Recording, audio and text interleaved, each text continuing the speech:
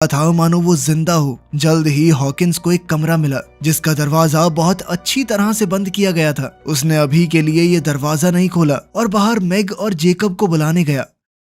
रात बहुत ज्यादा हो गई थी, इसीलिए उन्होंने सोचा कि जंगल में वापस जाना सही नहीं रहेगा, रात को यहीं रुक जाते हैं। लेकिन इस जगह का माहौल बहुत ही अजीब और डरावना था। घर में घूमते हुए भी अजीब और डरावनी आवाजें गूंज रही थी। हॉकिंस ने कहा कि डरने की बात नहीं है, ये आवाजें किसी चूहे या रकून की होंगी। लेकिन असल में तो टेंशन बढ़ती गई। अचानक इस कैबिन की लाइटें जलने बुझने लगी, जिससे ये जगह और भी ज्यादा अजीब और डरावनी लगने लगी। जल्द ही उन्हें एक बेसमेंट का दरवाजा दिखाई दिया। उन्होंने सोचा कि नींद तो यहाँ वैसे भी नहीं आएगी, तो थोड़ी छानबीन ही कर लेते हैं। नीचे बेसमेंट में उन्हें एक बड़ी बिजली पैदा करने वाली मशीन मिली। ये अजीब सी मशीन एक बड़े इंडस्ट्रियल चार्जर जैसी लग रही है। पूरी तरह इस मशीन का क्या काम है ये उन्हें भी समझ नहीं आया, लेकिन ये मशीन काफी ताकतवर और खतरनाक लग रही है। हॉकिंस ने जो रिसर्च यहाँ आने से पहले की थी उसमें भी ऐसी किसी मशीन का जिक्र था। इस घर की रसोई में छानबीन करते हुए उन्हें पता चला कि रसोई की अलमारी से कुछ तारें ऊपर की तरफ जा रही हैं। इन तीनों ने अंदाजा लगाया कि जो भी मशीन इस घर में मौजूद है वो जरूर ऊपर वाले कमरे में होगी।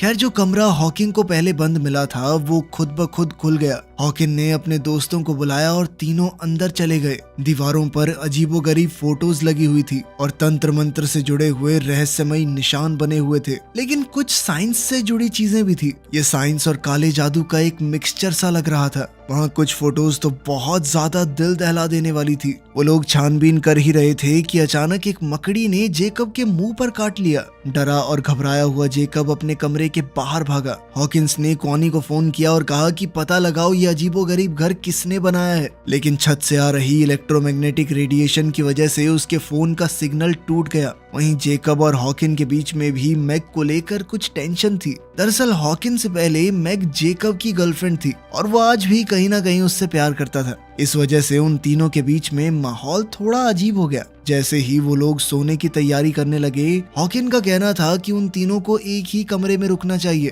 ताकि अगर कोई भी खतरा आए तो वो लोग मिलकर उसका सामना कर सकते हैं। लेकिन मैग ने कहा कि देखो, मुझे अपना खुद का कमरा चाहिए, मैं नहीं एडजस्ट कर सकती तुम लोगों के साथ।